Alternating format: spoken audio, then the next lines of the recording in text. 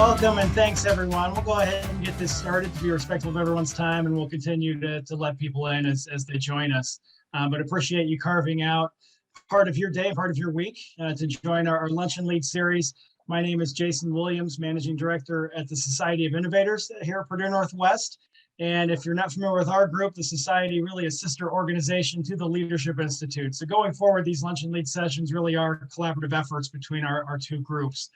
The Society really helps drive economic and community development through innovation and entrepreneurship here in the region. And as you know, the Leadership Institute is really in place to prepare great leaders of all ages to excel in an increasingly competitive global environment. And one thing we like to say often is that leadership and innovation are two sides of the same coin. And so this is an opportunity with these Lunch and Lead sessions each month to hear from different leaders that are actually in place in their respective organizations around Northwest Indiana and beyond, and how they are leading those organizations into the future as we explore different angles of leadership, and we'll also touch on true innovation work as well through this series. So I just wanted to welcome you all, and again, thank you for joining us. I want to pass this over to my counterpart at the Leadership Institute, Makisha Neal. She's the Assistant Director there, and she will officially introduce this week's content and our speaker. So thanks, Makisha.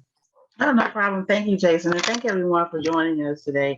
Also wanted to take a minute to recognize Dr. Rachel Smith. She's on with us today. She's a part of our fantastic Leadership Institute team. Also working alongside Dr. Jane Thomas, who is the Assistant Academic Director for the Leadership Institute. And then Sheila Matthias, who is the Executive Director here at the Leadership Institute at PNW. We're excited to welcome today Dr. Amanda Zelechoski.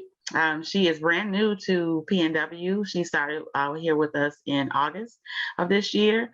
She's a licensed clinical and forensic psychologist and also an attorney. Hats off to you, Amanda. She specializes in trauma. She's also board certified in clinical child and adolescent psychology. And she's worked with adults, children, and families overall. And I think that one of her biggest inputs has been the work that she's been doing around the COVID pandemic impact. She's also she's also created the Pandemic Parenting, which is a free digital resource hub for nonprofit and a nonprofit organization. So it's just something to help those parents out, right? When you're dealing with, what do I do during the pandemic? What do I do with my children? How do I help my children to cope through what's been going on in the world today, right? But today, we'll give Amanda a little chance to talk to you more about that. But her topic today is get out of your own way. How many of us need to do that, right? Hands. I know I do. So without further ado, I'm going to go ahead and pass it over to Amanda. Thank you so much, Makisha, and thank you to all of you, Jason and Sheila, for the very kind invitation. It's so wonderful to continue to get to meet people. As Makisha said, I am brand new. So I see a couple familiar faces, but so many that I'm really excited to meet in the weeks and months ahead.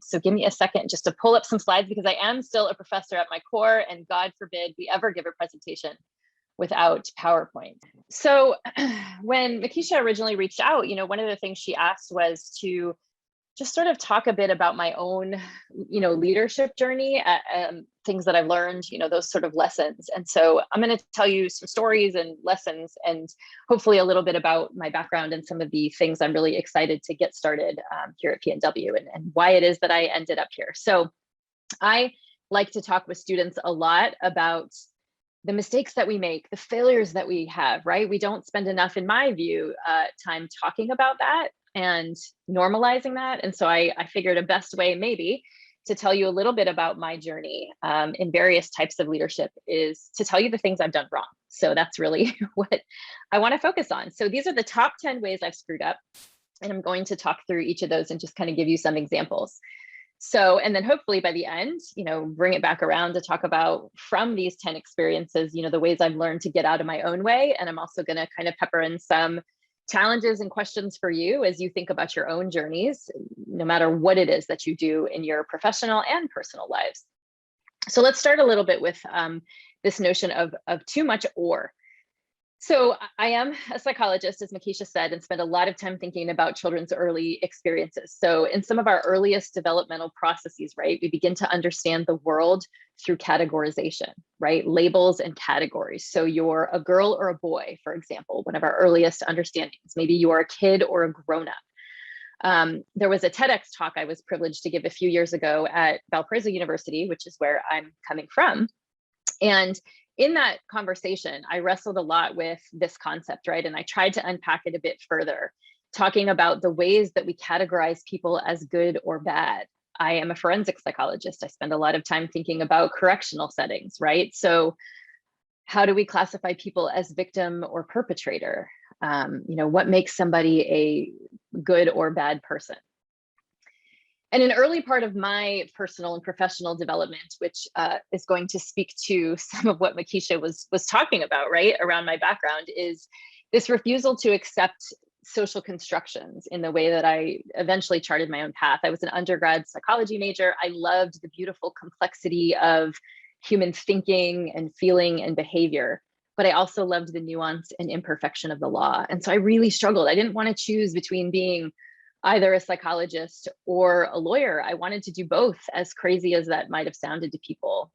So I did. And so I spent a lot of years in grad school, probably way more years than many others do, but I loved the fusion of getting to be a bit paradoxical, to learn how to speak in these different languages, translate things across disciplines. And so much of my early graduate training was and thinking, right, that I can be both. I don't have to choose. And so even though I was able to practice this notion of both and, rather than either or thinking then, it doesn't mean I don't still run into situations where I default to or thinking. We all do. This happens a lot in my personal life, right? I'm a mom of 3 young boys. And so there are a lot of instances where I think about, man, like I can be a good mom or I can be really good at my career. Sometimes I think about, as an academic, I can be an excellent teacher or an excellent researcher. I can be either a leader or a follower. I can't be both. Or can I, right? This is something that I've really tried to push myself into thinking more about, that why are we choosing? Why do we fall into these or traps instead of taking more of that and approach? So that's sort of the first mistake I've made that I really want to encourage you to think about. How can you integrate more and thinking into your life, into your work? You don't have to just be one box or category. That's why I refuse to choose between psych and law, and will literally be paying for that financially for the rest of my life, of course, but the benefits certainly outweigh the costs for me. So I just really challenge you to have the audacity to blur the lines and not fall into these or constructions.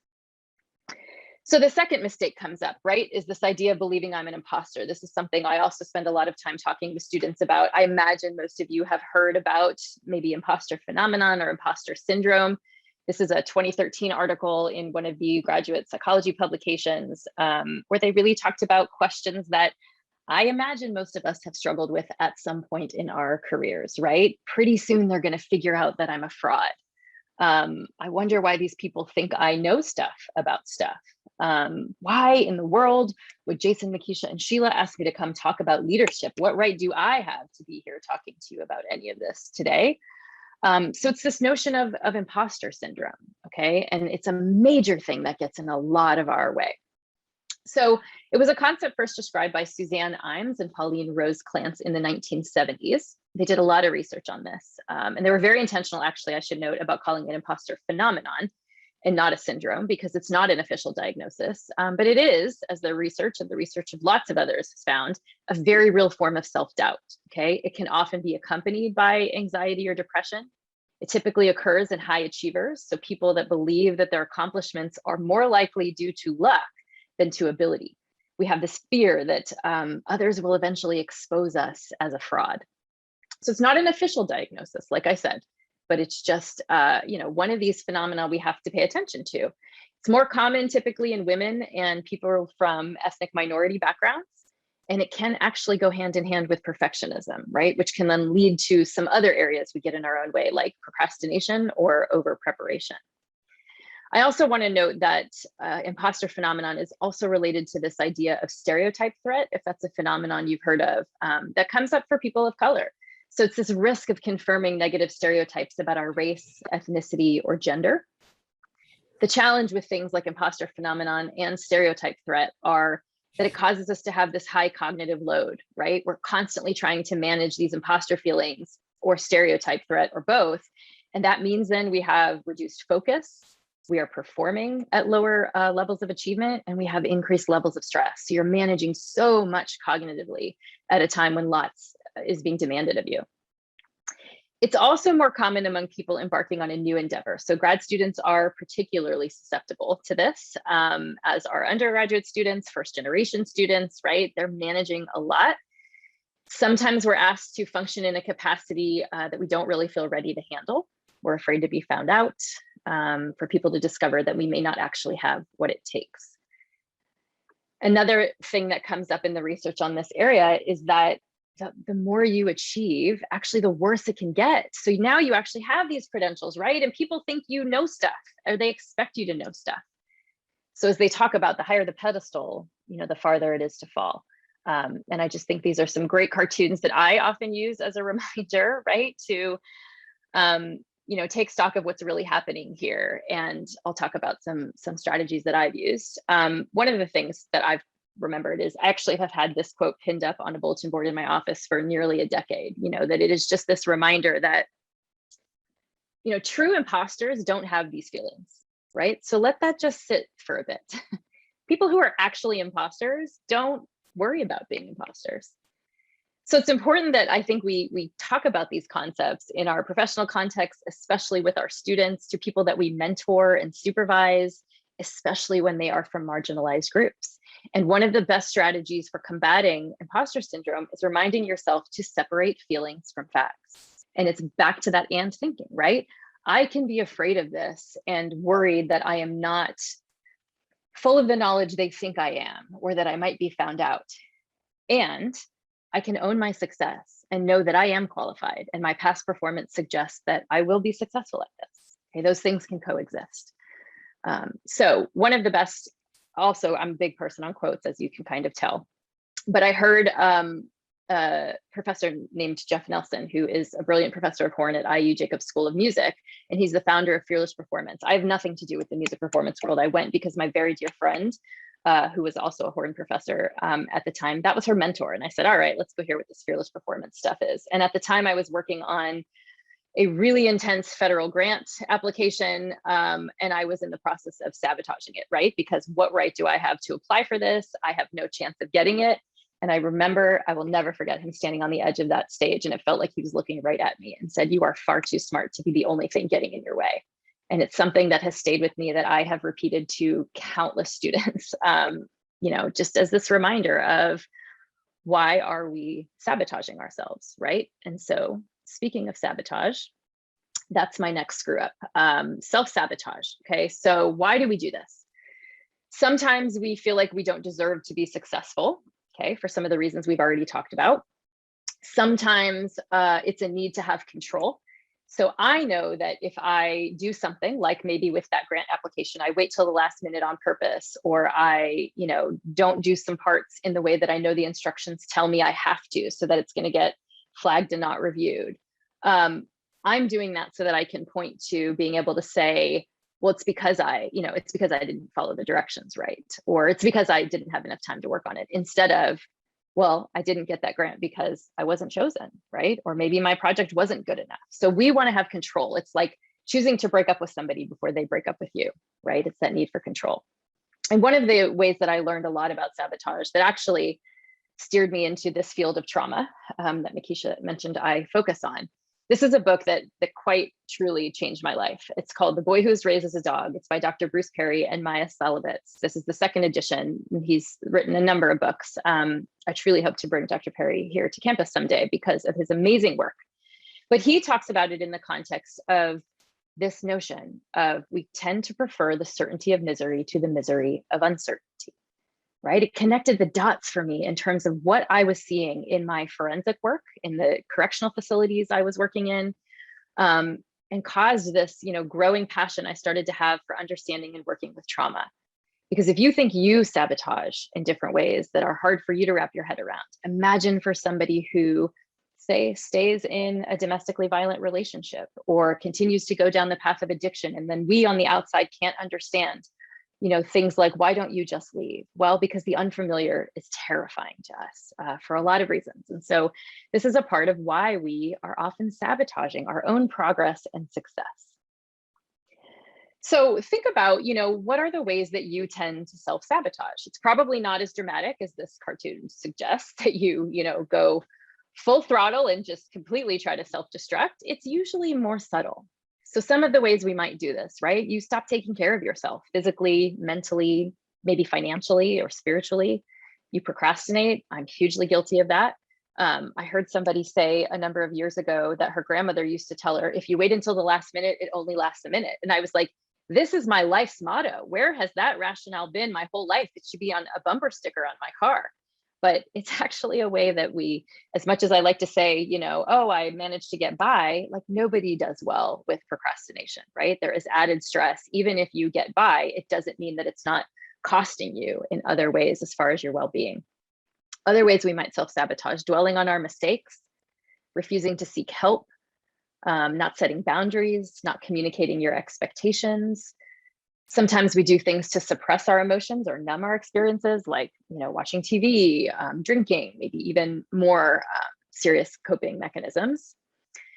I'm sure none of you are guilty of this. My husband would throw something at me if I pretended not to be guilty of this, but unconsciously sort of creating problems, picking fights, right? Creating conflict where there doesn't need to be because we're unsettled in some way.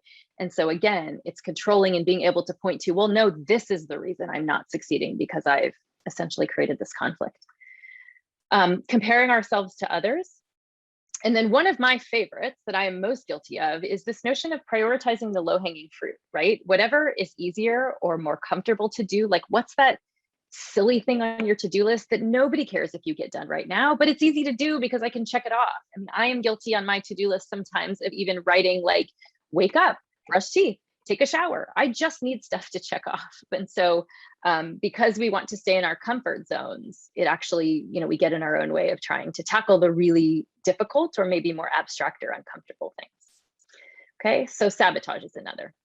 The fourth mistake I make a lot is assuming permanence, that I have learned really to try and work against. So I've spent a lot of time thinking about this throughout the pandemic, right? Explaining to people this concept of decision fatigue and how hard it has been for us to constantly make such weighty decisions about the health and safety of our families, right? Amidst so much uncertainty.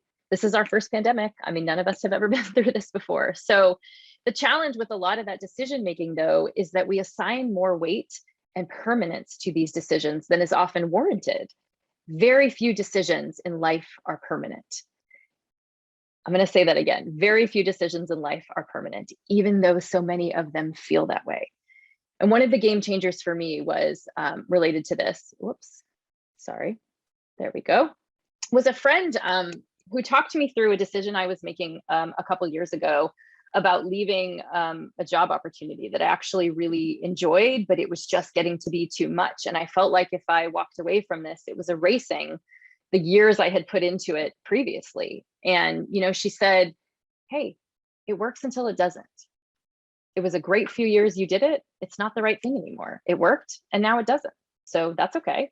And it was just such a simple statement, but one that has literally gotten me through the pandemic with every little decision we've had to make, again, for the safety and care of our kids, decisions about school, decisions about job. It works until it doesn't. And then as you're trying to figure out what's working and what isn't, it's channeling Anna from Frozen 2, which was on loop in our house through many points throughout the pandemic.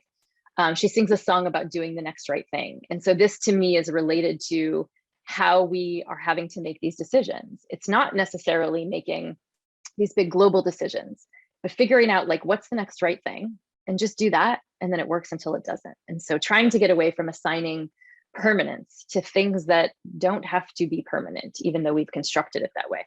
So be open to what that might mean, what the next right thing might be. The next is listening to should. So how many things do we say yes to in our lives because we think we should? So what you see here is a picture of a Post-it that was on my computer for many years. I hope I'm allowed to say adult words in this. I think we're all grown-ups. But this is a Post-it that a very dear friend and longtime colleague put in the mail to me. Like, she put this Post-it in an envelope and mailed it to me. And it says, "Stop saying yes to shit you hate." And she said, "Stick it on your computer and literally look at it every time you are about to respond to an email with somebody asking you to do something." And I am not kidding. Like, this has gotten me out of so many things I normally would have said yes to. So for example, again, I'm sorry to keep bringing it back to academic world, but that's often my world. And so I was selected a couple years ago as an associate editor for the most prestigious journal in my field. I hate reviewing paper. Like, I hate it. I know it's something we should do, but I hate being a peer reviewer. And so, but I said yes, because I should. Who can turn that down, right? But I should have. I hated it. I slugged through it for 2 years. And it wasn't because my fellow editor, like, they were amazing and wonderful and so patient with me. But the actual task is not where I should have been investing my strengths and gifts. And so when I finally walked away, the relief I felt was palpable. And so, but 2 years I lost, right, of other things I probably could have been doing. So I guess my advice to you for this one would be, so this is also, by the way, when I started the job at PNW about 2 months ago, this same friend cross-stitched it for me because she's so serious about it that she said, "We need to upgrade you in your new amazing position from your Post-it to a framed cross-stitch. So when you come and visit me in my office in Porter Hall, you will see this sitting there." And so what I would tell you is find yourself a friend that is rooting for you so hard to stay out of your own way that she cross-stitches that same phrase into some beautiful reminder art and orders you to glance at it every time you're about to respond to an email. So stop listening to should. Another mistake I made that I have since learned from is avoiding risk. Okay, so this notion of perfect being the enemy of the good. As a researcher, as a scientist, this is something we typically try to do, right? We try to avoid risk, especially in the way that we do our research. And so there's a certain way we do things in academia, right? But I was restless and frustrated with that. So I want to tell you just briefly the story of how Pandemic Parenting, the nonprofit organization Makisha mentioned, came to be. It was because I tried to get out of my own way and step into the risk. So this emerging global crisis, collective trauma, as some have talked about the pandemic, really sparked a fire for me and made me question, like, there has to be a better way for us to get all these research findings into the hands of people who need it, right now. And like many of you, as the pandemic was coming, I was really worried. Like, how was I going to manage all of this with 3 young kids at home, my husband and I both working full time? This was not going to be pretty. And when you are a child trauma, child maltreatment focused scholar, you also know what this means for kids in these contexts, right? That our child maltreatment rates are going to go up because this is a recipe for disaster with very stressed parents at home trying to navigate all of these things. So I coped in the way many of my social science colleagues did. We studied it, right? We figured out, like, hey, this is a pretty rare opportunity where we know a crisis is coming right before it comes. Many of the other crises we've studied in my field, we don't have that luxury, right? We study the aftermath of these things. But in this case, we kind of know this is coming. So I jumped on that along with a lot of colleagues around the world to try to figure out what these effects are going to be. And I did a study of 450 families or so we followed. I did it just through social media after getting, pretty quick IRB approval. I was able to launch this. So you can see on that tweet I sent was March 15th, the first recruiting wave that we did to pull people in right away and try to get a sense of how they were doing before we all went into lockdown. And then we followed them for about a year. But in those first few months, I was seeing results that seemed pretty important, right? And that was, in the summer of 2020, remember how cute, we all thought that the pandemic was going to be over that summer, things were going to be back to normal in the fall of 2020. But it became pretty clear that we were going to enter a second wave of remote learning, right? This was going to be maybe just as bad as the end of, the spring semester of 2020 was. So I was sitting on this data on parents' mental health, kids' mental health, starting to understand it at the same time that I was constantly fielding text messages and calls from friends worried about their kids' mental health, asking questions. I was finding myself explaining a lot of concepts like decision fatigue, taking for granted that people just don't have access to clinicians to talk to them about this stuff, right? Mental health professionals' wait lists were the worst I've seen them probably in my whole career. And so there had to be a better way. I was restless and frustrated. So I reached out to a colleague, Dr. Lindsay Malloy out at Ontario Tech University, who did a similar study. And we put our kids together and said, there has to be a better way. And so that was how pandemic parenting was born. We got some early media coverage that asked us, why were we creating this and what were we doing? So this was an article in the Washington Post about like one day after we officially launched, which just means that we had a website and started like telling people on social media, hey, we're going to do some of these free webinars. We're going to talk about our research findings and bring in some other experts. And essentially our goals were threefold: to quickly disseminate research results in real time in ways that people could understand. We wanted to translate psychological science and clinical knowledge in more accessible and efficient ways, especially to the most vulnerable families who don't typically have access to these kinds of experts. And we also wanted to encourage our fellow psychologists and scholars to get better at this, to find ways to give psychology away and get out of our own way, knowing our studies aren't going to be published for a year if we're lucky, right? And who are they helping then if we can sit on information, if we're sitting on information that can be helpful to people right now? So we launched the first free webinar, about 250 people registered, which was sort of crazy. And we haven't looked back since. We spent the last year helping over 50 experts get out of their own way too, by translating and disseminating their work in ways that parents could digest right now. It's turned into a whole nonprofit organization, right? Which if you would have told me at the beginning of a pandemic, or really ever, that I would accidentally launch a nonprofit organization in the middle of pandemic parenting myself, I would have looked at you like you had four heads. But we continued to take risks, and part of that was bringing other people in to help us understand what we should be doing better, right? Academics get in their own way a lot when it comes to the dissemination of our research findings. Other risks we've taken are talking to the media. That was a big one for me that made me really nervous as a forensic psychologist when you work in legal contexts that are full of privacy and confidentiality requirements. I've been trained to avoid the media like the plague.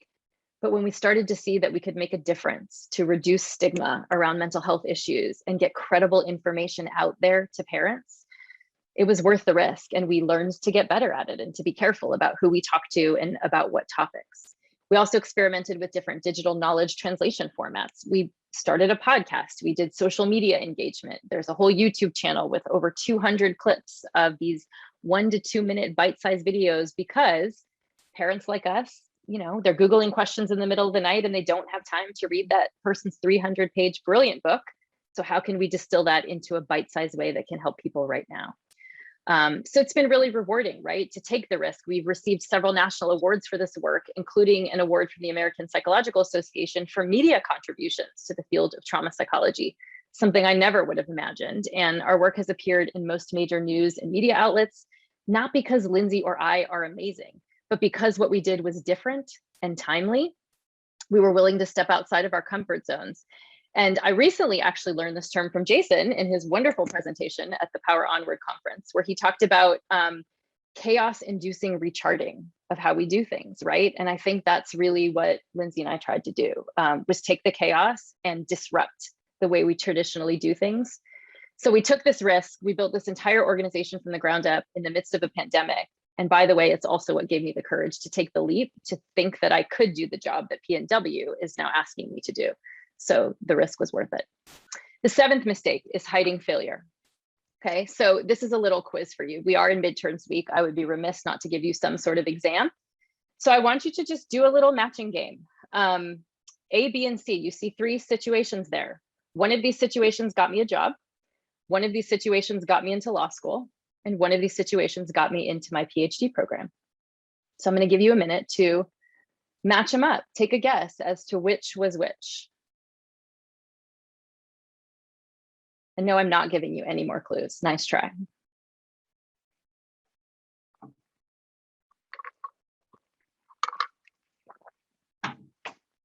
Okay. These are all failures, by the way. I'm also not giving you the answers because each of them are really super interesting stories, and it guarantees that at some point, maybe you are going to buy me coffee and then I will get to tell you one of these stories. So it's just sort of securing my future lunch dates. But all 3 of these scenarios were pretty major failures, though, that actually turned into really important lessons and opportunities for me.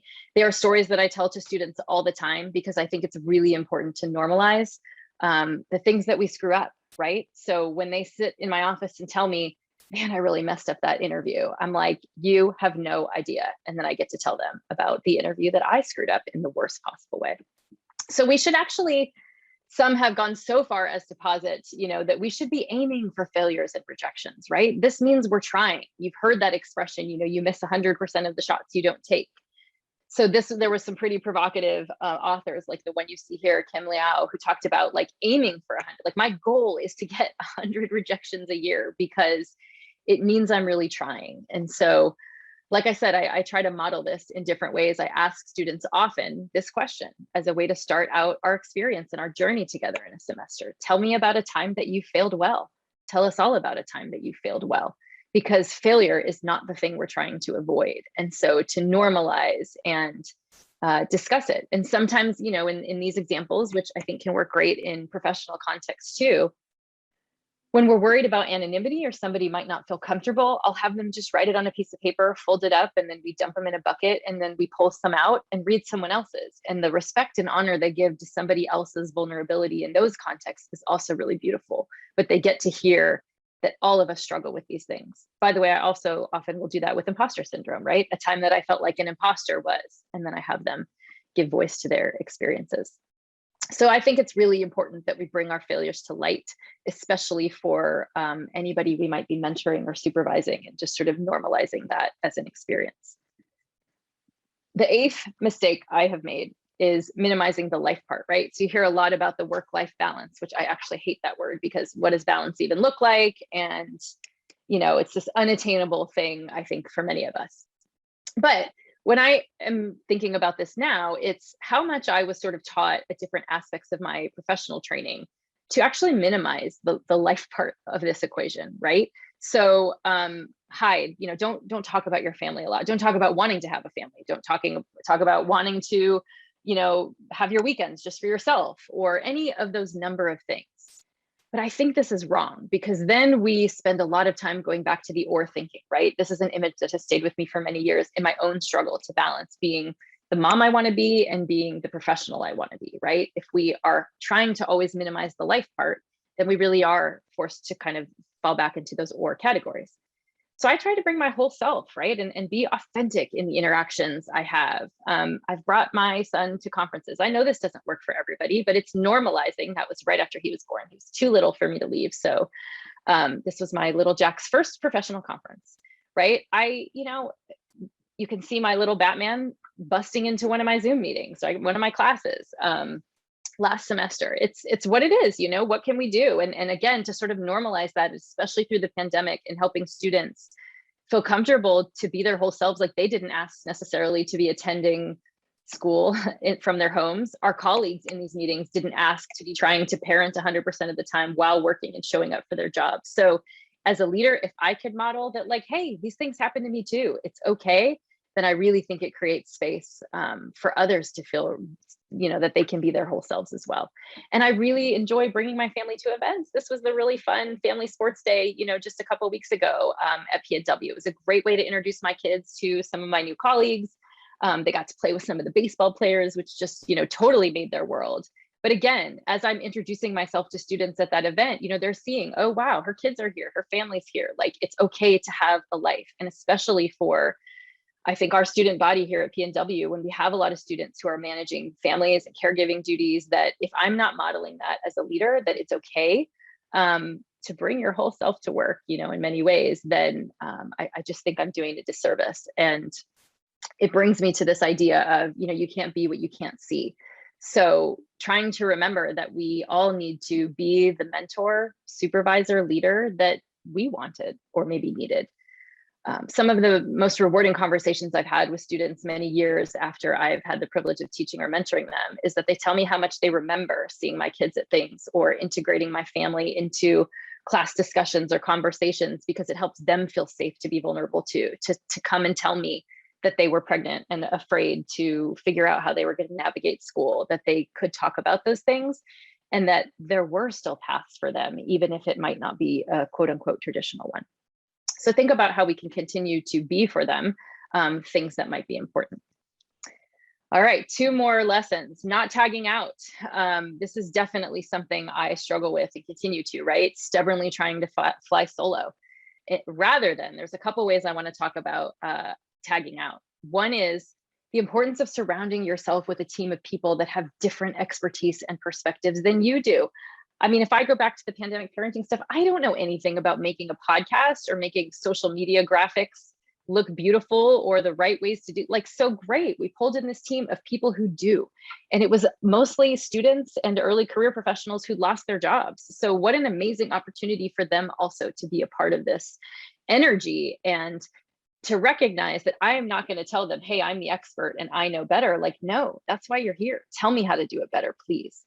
So admitting what we don't know, and admitting when you don't even know what you don't know, and allowing your team to really thrive and step up in the ways that you've brought them on to do. So getting out of their way, I think, is a big piece of this. And the second part of tagging out that I have not been very good at sometimes is stop trying to do it all, right? Is this notion of burnout, which is very real. So it's important that we claim our space and time, that we learn to lean out when we need to, because we can't be there to be effective or do the things that people are asking us to do if we're not taking care of ourselves. And one of the things I really think about for this, especially in the last year and a half with this pandemic, is that when you have a whole community or a whole organization or system that is feeling pretty traumatized, as I think we can probably all acknowledge our systems and institutions have felt, we lose our ability to generate creative solutions. We're just in survival mode for a really long period of time, and we're not wired to do that. So recognizing burnout and tagging out when you need to take care of yourselves. I've really appreciated a lot of the readings I've done, especially as it relates to things like civil unrest and racial trauma and activism, that rest can also be resistance, that we need you to go rest so that you can come back to us tomorrow. But there is nothing wrong with resting. So tagging out. And then last but not least, I'll end with this one, which is being afraid to lead, right? We get really afraid sometimes when we're put in these roles or asked to do certain things. It's some of it back to that imposter syndrome. But being afraid to lead, not thinking that you're ready or able to find your voice, in what you need to do. And so I have always appreciated this quote, and it's one that I actually have shared many times in my work with incarcerated individuals, right? That our deepest fear is not that we are inadequate. Our deepest fear is that we are powerful beyond measure. It is our light, not our darkness, that most frightens us. We ask ourselves, who am I to be brilliant, gorgeous, talented, fabulous? Actually, who are you not to be? So a great lesson for me and way that I have been thinking about this actually comes from the commencement speech I heard from Abby Wambach a couple years ago, where she talks about demanding the ball. So rather than try to paraphrase for her, I'm just going to share it with you.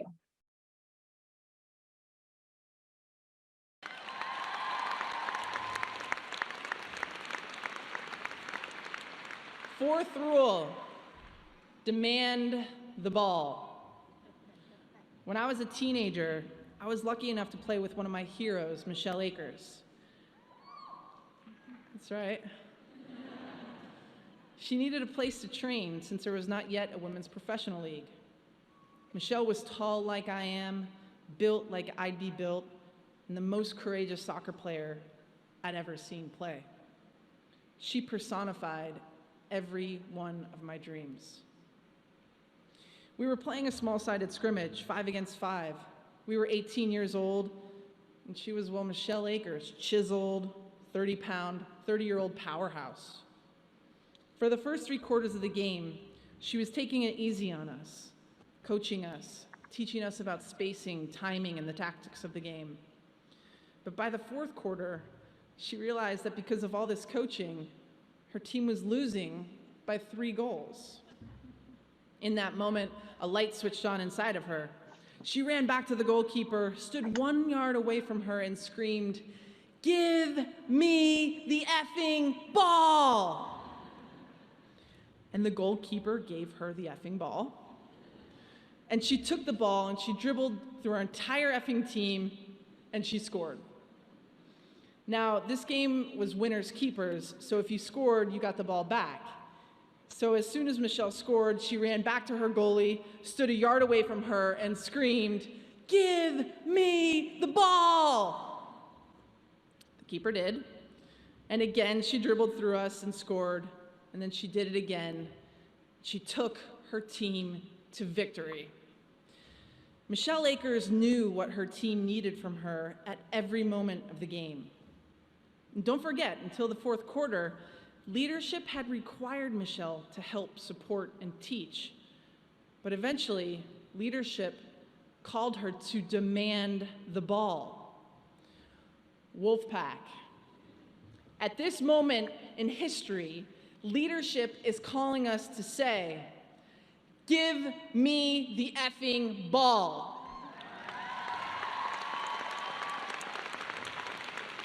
Give me the effing job. Give me the same pay the guy next to me gets. Give me the promotion. Give me the microphone. Give me the Oval Office.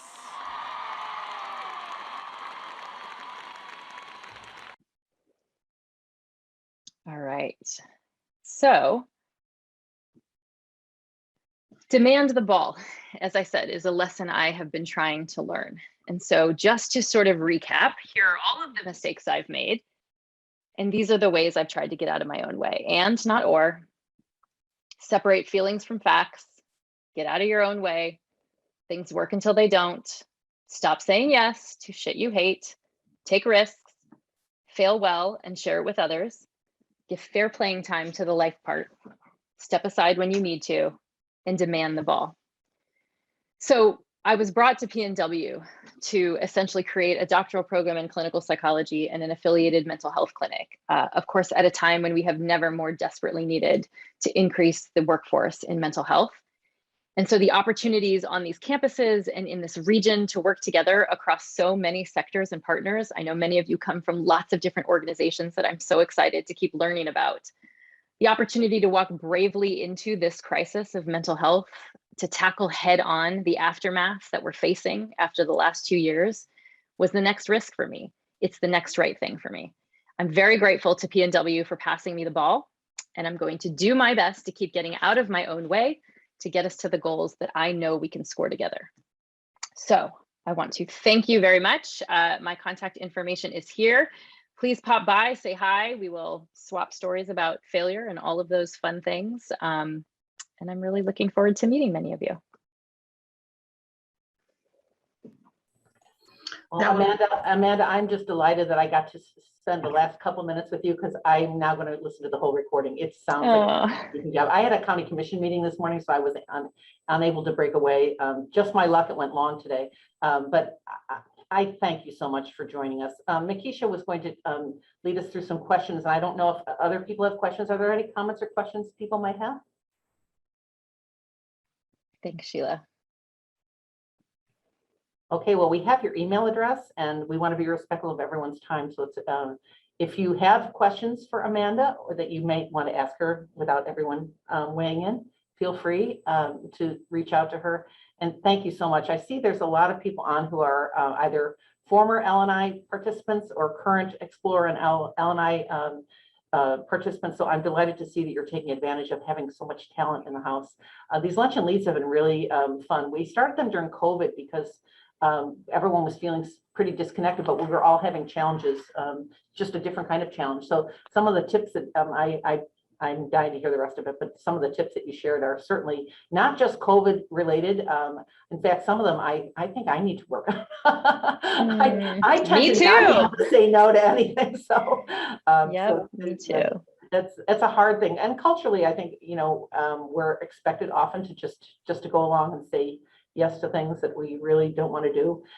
When I have two daughters, and a couple of years back, they asked me what my New Year's commitment was. Resolution, yeah. Yeah, and I said, well, what do you mean? They said, well, Mom, you need to have some sort of goal. And I said, well, you know, I have lots of goals. And they said, no, like a simple goal. And I said, well, what do you mean? They said, you need to lie down on the couch sometimes. And I said, what?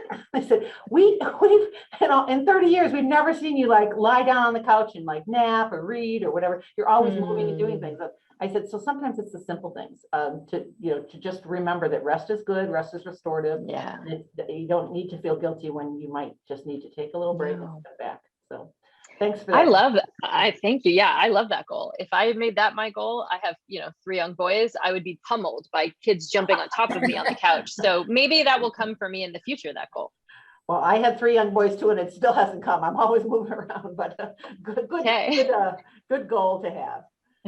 So, Can I? Rachel, Can I make can I ask you? So Amanda, you just gave us such an amazing presentation, and probably unable to see just how much chatter it created in the chat. I just really sparked some inspiration for a lot of people who are here. So thank you so much for sharing your experiences and the insights from them. I jotted down all kinds of notes and quotes that I loved, and I know I will come back to. I'm so thankful for many of the comments that you made. Some of the things that we use as the base for our programs in the Leadership Institute can really benefit from what you have shared with us today. All of our programs are based on a multi-domain leadership perspective, which essentially means we try to talk about how when you show up as a whole leader, right? That multiple domains of your life influence who you are as a leader and how you lead. And I'm with you. So when my co-authors and I worked on this, we spent a lot of time in the work-life balance or work-life interface literature. And, ooh, interface. I like that. Yeah, and that balance word, it's an impossible, it almost creates an environment where people just believe they can create something that is not possible. Yeah. So if we can move away from that word, I personally really love the workplace integration literature, where we start thinking about it as synergistic as opposed to in conflict with each other. So my son too got to spend his first academic conference in a Baby Bjorn meeting some of, I think one of my favorite stories is a luminary in my field telling me that my son looks like Winston Churchill. Yes, I love it. The primary person behind charismatic leadership theory, who unfortunately passed away about 10 years ago, but said that my son looks like Winston Churchill when he was about 9 months old. So really special experiences. My son hears that story all the time, even though he doesn't care.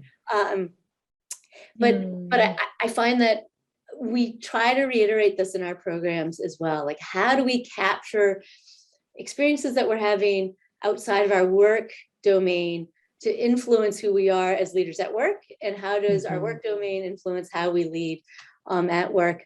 I'm kind of tempted to connect you with a woman named Alyssa Westring, who does work on parents who lead.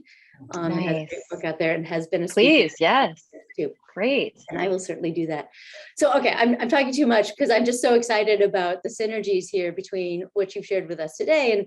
And we're going to definitely have to have you come back and speak in some of our programs. It definitely links up extremely well. Thank you, Rachel. Sheila, are we at time? Do we need to wrap up, or do we? If anyone has a burning question, you're welcome to pop it right now into the chat. Otherwise, it looks like most of the comments, Amanda, are thank you to you for sharing the resources. And I think the lively discussion, and Teresa, that's so nice. Teresa's giving you a round of applause, so she's leading us. Yay for Amanda. Thank you. We really appreciate you spending time with us. We'll share the recording with everyone on the call, and then you can circulate that to your colleagues and family and friends. But again, Amanda, thank you so much. And Makisha, Jason, Rachel, for pinch hitting when I wasn't able to get on time. I really appreciate that as well. So good afternoon, everyone, and have a great rest of your day. Thank you, everybody. Bye now.